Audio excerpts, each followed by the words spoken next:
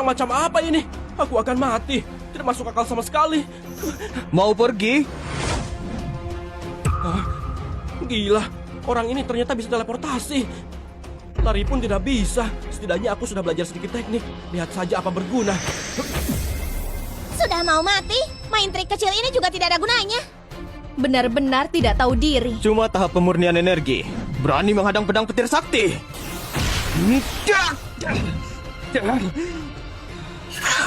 Apa? Dia membuat putra suci agung terpental jauh. Jurus agung ini, sesepuh pun mungkin tidak bisa menahannya. Dia bahkan tidak bisa kalahkan murid pekerja. Bukan. Ada apa ini? Kok kamu terbang?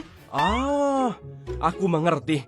Kamu sengaja jatuh untuk memerasku ya? Kalian memang saudara, bahkan trik penipuan juga sama. Kitab sakti tanpa tulisan memang luar biasa. Kalau bukan Rama menahan serangannya, takutnya dia akan hancur sampai tidak bersisa. Jurus apa yang kamu pakai?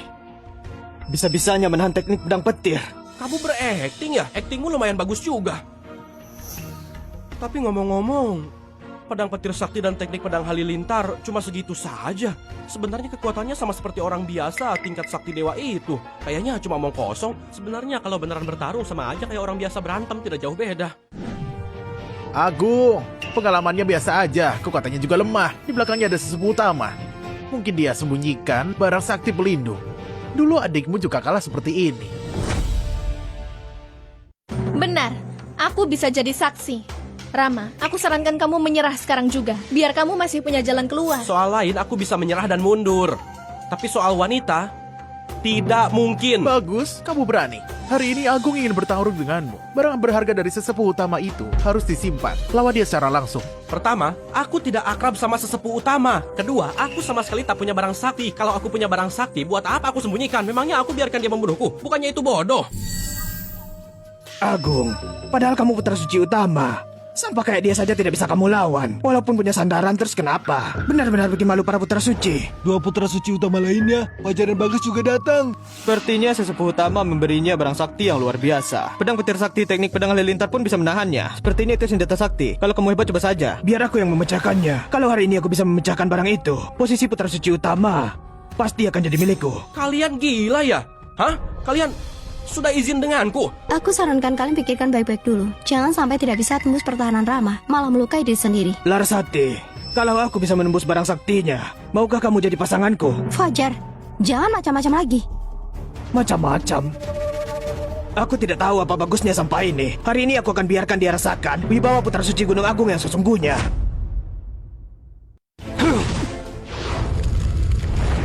Tinju sakti penghancur gunung.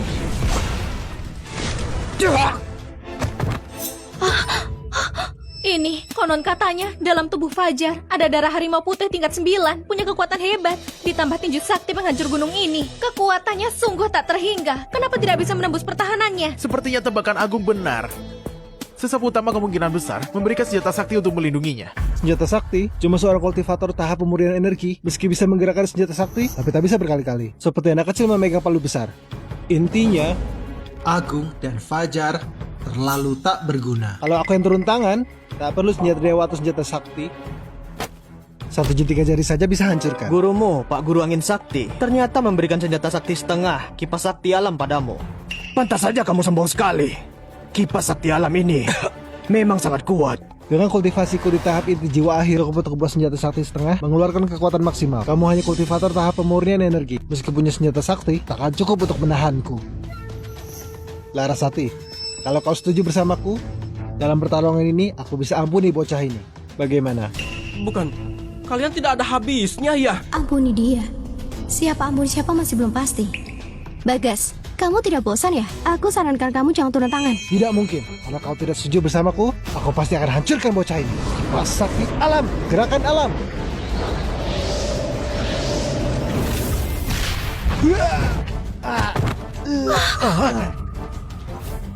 Kipas sakti alamku. Meski Bagas memegang kipas sakti alam, tetap tidak bisa menyentuh orang ini. Sebenarnya siapa bocah ini? Orang biasa bisa gerakan senjata sakti, bagaimana caranya? Bukan, kalian semua datang memerasku bersama. Mana mungkin? 3 putra suci utama juga bukan tandingannya. Apa harta karunnya dia sembunyikan? Sialan. Kalau bocah ini tidak pakai harta karun misterius itu, aku bisa bunuh dengan satu jari. Tapi sayangnya, harta karunnya sangat hebat. Jurus kita sama sekali tidak mempan padanya. Bukan cuma tidak mempan. Aku merasa seluruh kekuatanku seperti memukul kapas. Malah semua dipantulkan kembali. Apa aku segitu hebatnya?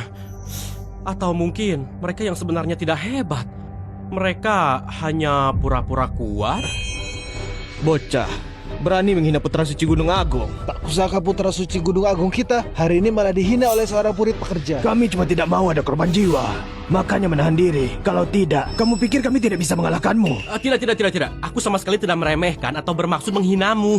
Cuma semua orang selalu membual kalau putra suci sangat hebat. Jadi kalau menyerang sedikit saja aku seharusnya tidak bisa bertahan.